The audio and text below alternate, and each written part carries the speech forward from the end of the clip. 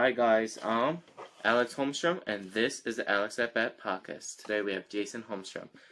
When it comes to anything to do with current, athletic, throwback, sports news, anything to do with sports, we will always be at bat.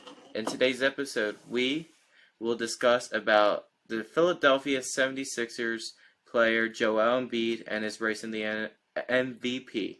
Next up. So, I guess for like the third year in a row now, there's the same couple people in the MVP running. The leader in most gambling or betting websites is Nikola Jokic from the Denver Nuggets, who already has won two in a row. And it's pretty much been him and Embiid, I guess, neck and neck the past couple of years. And what gives Jokic usually the edge, I guess, and gives him the edge this year as well in many people's eyes, is the fact that not only is he so dominant, has a player efficiency rating of like 32 point something, which is like the highest, I think. I think last year's efficiency rating was the highest of all time of any player ever. The efficiency rating being like a basketball formula that puts together all offensive kind of stats and basically ranks your overall efficiency as a player. And his efficiency is through the roof. Joel's is above 30. Luka Doncic from the Mavericks is right behind them at like 29.9. So you got three guys with extremely high player efficiency ratings. But the thing is that the Nuggets are sitting at the top of the Western Conference with the best record. So extremely dominant, sitting at the top, and so dominant that a lot of people are kind of giving up the argument that the Joker needs a championship ring to really deserve the third MVP and deserve to be on that Mount Rushmore, so to speak. I guess, because we're hometown Sixers fans, Joel Embiid has to enter the conversation. And he does. I think at this point, in most people's eyes, I think the gambling world has him at like the third or the fourth favorite to win between him, the Joker, Luka, and Jason Tatum from the Celtics. But did you do your homework on Joel Embiid? Do you know anything about how he's done? So what's your opinion? I kind of rambled on there, but what's your opinion as how he kind of sits in the top echelon of players in the NBA? So I looked up his research for this year. Looks like every single month he's been averaging 30 or more points. Yeah, I think he's at 33 right now. So it's, like every single month this year, which is definitely good.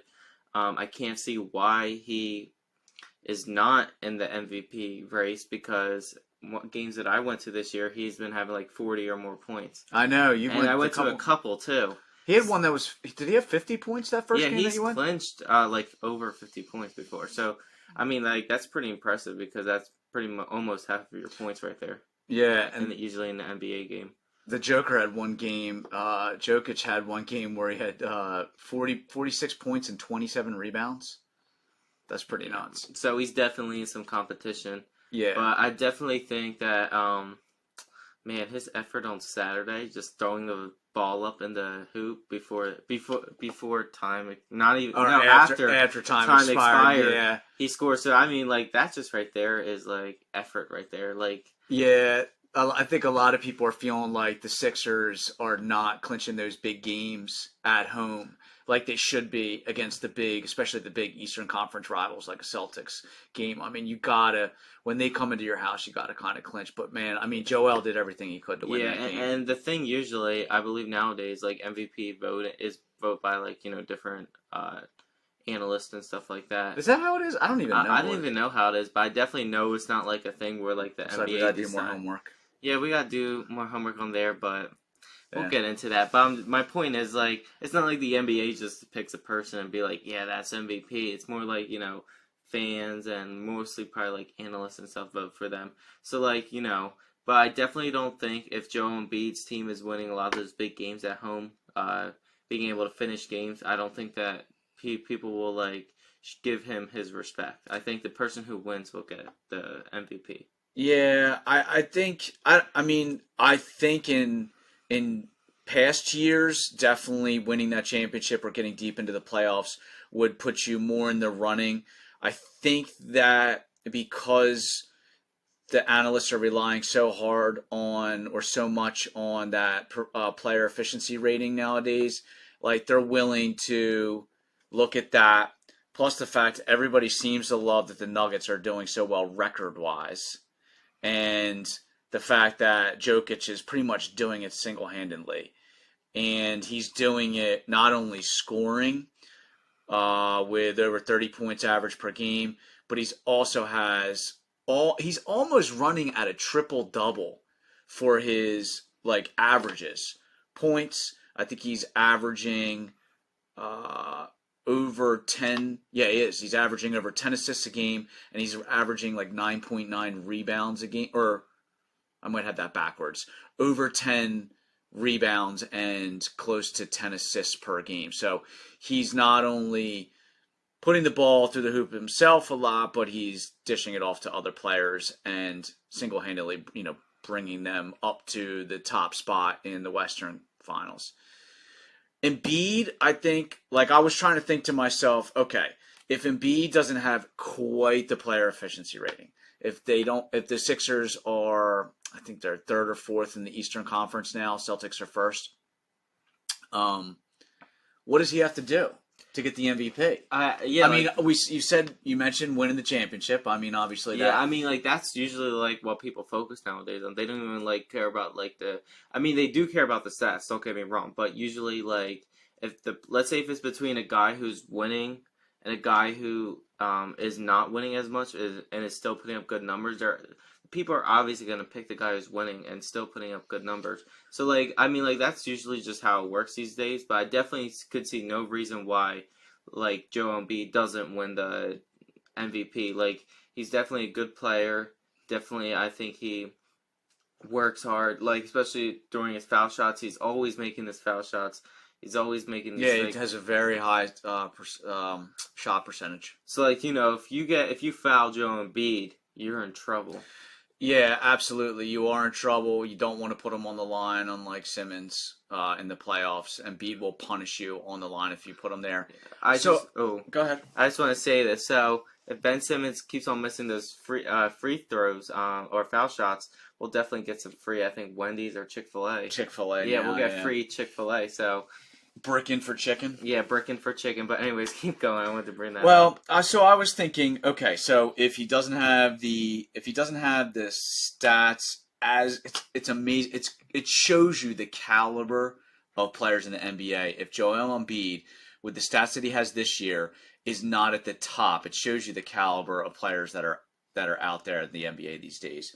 But if he doesn't have the offensive stats, which that PER, that player efficiency rating, is based mostly on, he still has his defense. So there's one way that he could distinguish himself or widen the gap or open up a spot in the conversation for his potential MVP.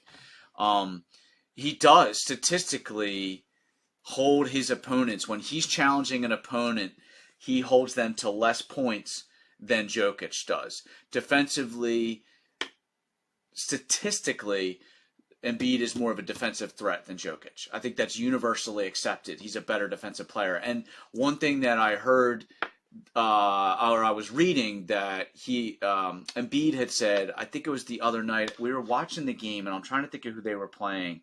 And the Celtics? No, it wasn't the Celtics. It was the game that we were watching earlier or later last week. Maybe it was Friday night. Anyway, dang it, it'll come to me later. But he was having an off game. I don't think he sank maybe one basket in the first quarter. He had a horrible half. I think he only had maybe 4 or 5 points the whole first half. And then he came alive the second half. But he was defensively strong the whole game. Interviewed after the game, he said, if I'm having a bad offensive game and I know that I'm just not in the flow, I know that I have to pick up my defensive game. Defense is always a priority for me, but when I'm offensively stinking it up, I have to put an extra emphasis and go hard because one way or another I have to contribute to my team. So that made me think in the MVP conversation, if he, I don't know how bad he honestly needs the MVP as opposed to an NBA championship, but if he really does want that MVP, there's not a whole heck of a lot more he can do offensively. So defense might be the secret there for him. I mean, now that being said, does he want to go up and challenge everybody all the time and play that very hard physical defense that could get him hurt? Which brings me to my second point. Defense could help him in the MVP run. Also staying healthy could help him in the MVP run. Because you'll never know what's going to happen to the other guys, but we often know what happens to Joel Embiid late in the season. The ankle, the back, the eye injury the 1 year, years ago. So, those things are obviously going to factor into not only his overall health, but his MVP run. I definitely agree with that. I mean, like, players should stay healthy, have a good year all year long, like, no couple bad games usually. I mean, like, of course players are going to have bad games.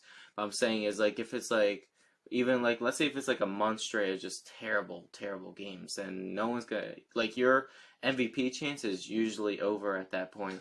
And that's just how it usually works nowadays. I mean, like, I definitely think about Joe Embiid, like, he's a better defensive player than Jokic. Oh, right, is that how you pronounce his name? Jokic. Yeah, Jokic. Jokic. And, I mean, like, I think the real person who deserves MVP is also the one who plays defense, too. Like, who can contribute in everything. I agree with that. Not just an offensive player, not just a defensive player, because it's basketball. It's not football where you just have, like, an offense and defense. And he is so good at defense, too. And he is, too. The one thing that I thought was kind of ironic was that if Embiid might not be in the MVP race late in the season if the Sixers do really well. Because if they do really well, they're not going to need him out on the floor as much because he's just not going to be required to win games. And that's a good thing. That means the rest of the bench is pulling their weight. Everybody else is participating or contributing. So they might not need him as much. That might hurt his offensive output and his MVP statistics and candidacy. But it also might be a good sign that we're going to have a healthy Joel Embiid going into the postseason. So it's like, in my mind, while I was researching and reading about this, I started to wonder, we want him out on the court. We want him producing. We want him playing that hard defense. We love the heart that he puts into every game, but we also want to see him in the postseason. So I think I'd rather see him riding the bench, taking a hit on his statistics, and then getting into the postseason healthy. Because, who can't do that is Jokic, because he's a one-man band out in Denver. He's leading his team to the best overall record, but I think there's a genuine fear that if he starts sitting the bench, then it's like a house of cards that they're going to start losing. I'd like to test that theory and let him ride the bench a little bit, but so I don't know. I mean, what do you think? Would you rather take the chance and watch Joel Embiid play MVP level basketball for the rest of the season, or would you rather sit the bench and watch the Sixers play a little bit more safe style basketball? So my thoughts is that let's say Joel Embiid goes and wins the NBA championship. I'm telling you, he's not going to even look back and be like, man, I just lost the MVP race. Like, I think the thing is, like, in these players' minds, they definitely care more about the, postseason because that's their goal. Like, when the season starts is the postseason. I mean, like, MVP just comes with, playing well and, putting up good points and playing in a lot of games, but when it really comes down to the team and, like, your availability, that's what matters most for the team. Would you rather have the NBA MVP, season MVP, or would you rather have the NBA Finals MVP? NBA Finals MVP. That means a lot. I think that means a lot more to the players because, there's actually, I didn't know about this though, but, like, most NFL MVPs actually lost the Super Bowl. Like, I'm not going to, like, Cam Newton, the year he made the Super Bowl, he lost that Super Bowl and he was NFL MVP. But imagine, like, if he was both NFL MVP and Super Bowl MVP. Does that happen? Does that happen a lot? Yeah, I feel like that happens in other sports too. It almost feels like the MVP it's like is a trap. It's either like a trap or it's like a way of saying, listen, you did a great job. We know you didn't win anything this year, so we're going to give you this MVP because you did freaking awesome and you should have won something. The time where it actually happened where NFL MVP and a Super Bowl MVP was just this year with Patrick Mahomes. I mean, like, it just doesn't happen a lot. And I mean, like, it's like one of those things, like, you know, like there's so many so many players who are like, yeah, I won the NBA MVP, but I'd rather just win the NBA Finals. That would have meant a lot more. That means that you get a bigger applause of a trophy for that. Right. That you could keep for the rest of your life. Right. NBA MVP, I know they have their little trophy and stuff, those small trophies, but I think that the ring is everything, and the ring just means everything. So I can't see him being so mad if he's winning the NBA Finals. Yeah, I do wonder. I mean, I don't know. I haven't really heard him speak to it as much this year. I know Philly fans do most of the talking for him when it comes time, for the MVP conversation. I mean, you hear the chant all the time. You heard it last year. Last year it was like every game, every game, every time he went to the foul line, especially second half. Like that's all you heard. Good play, big block, just MVP all the time. And then, I think the fact that he shot and made that basket after the buzzer, I don't even think the fans held that against him. I think that was just further proof that big heart, big play deserves big award. It's one of those things where it is unbelievable that Jokic is in position to win his third MVP in a row. And it not only speaks to the level of competition that they have at the top, it speaks to how good of a player he is. I can't help the fact that, look at the fact that he, I don't even recall the Nuggets going that deep into the playoffs. Me neither. So I it's like their names. I understand he is an absolute force. He's at the top statistically. He leads them to a good record each year, but at the end of the day, I just figure like at some point they got to find some new metrics or new parameters or take into account a little bit more things like defensive play not to give other people a chance, but just to give the whole award a new look. I don't know. Yeah. My humble low level sports fan opinion. I definitely agree. So I mean, like, Jokic is a great NBA player, but I mean, like, there's other players definitely who deserve it. And Joe Embiid, I definitely think, like, if I was the 76ers coach and Joe Embiid, even though the clock expired after that shot, I would have just liked having Joe Embiid as one of my players because he's a hardworking guy.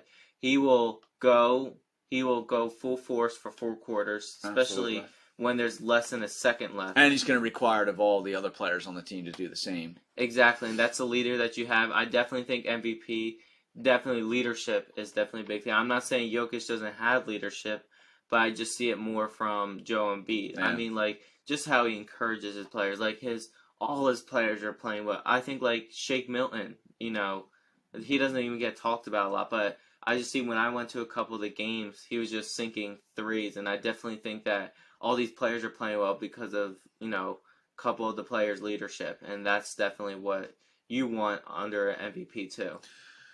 You know what one of the craziest statistics that I read about Jokic was? Do you know he was drafted in 2014? Do you know what number he was in the draft?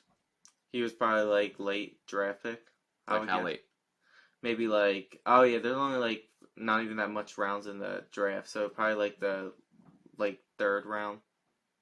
He wasn't that late. He was 41st. Oh, 41st. So you're talking one of the greatest basketball. If he wins 3 MVPs in a row, he has to be considered one of the greatest basketball players in the modern era. And he was drafted 41st. That means every single team in the NBA passed him up at least once. and then finally he got picked up 41st. I mean, a player like that I thought would be obviously top 10 in the draft. That is It's that crazy. is crazy. Like 41st. like most players you hear about, most analysts and stuff like that are we like, oh yeah, the reason he was good because he's drafted so high, and then if they were bad and then drafted low, and they'd be like, see, this is why they stink, because they are drafted low. And then when someone is drafted low, like Jokic, I forgot they only have like a couple rounds in the NBA draft. It's not like football where they got 7 rounds. So like when they do that, all these people are impressed. Like, man, this guy was the 41st pick, and he's making all these great plays, and he could possibly win his 3rd straight MVP. Like, and then that's how like people started to notice that more, because everyone's gonna expect a 1st round draft pick to play well, because that's what they're supposed to do. Right. And if they don't play well, they're the ones who get criticized the most. They'll be like, he's drafted so high, but he's not playing so well.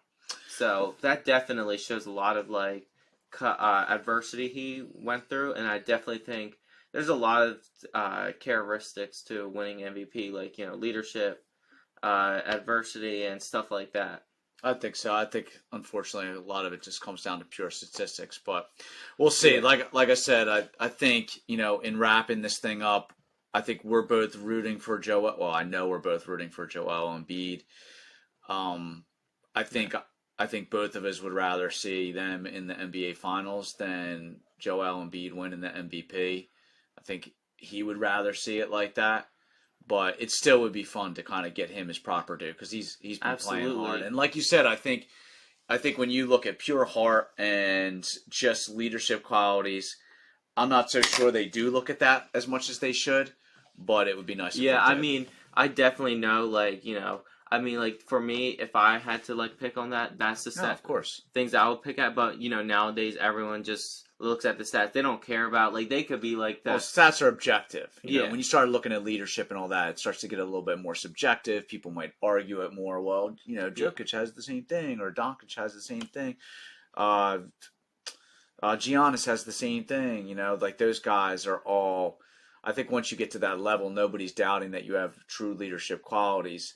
But I think that they use those cold, hard statistics to kind of differentiate. Yeah, that's how they usually decide on who they think should win the MVP. I mean, like, of course, do I think they should look at it like that?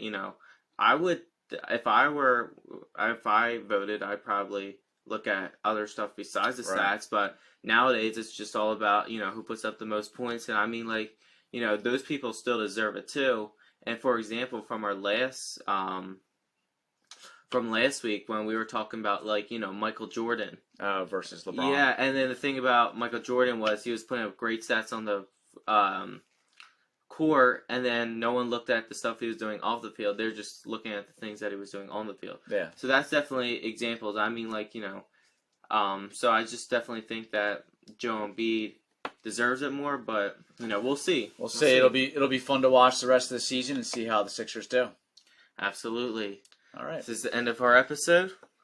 See you next episode on another NBA episode. Goodbye.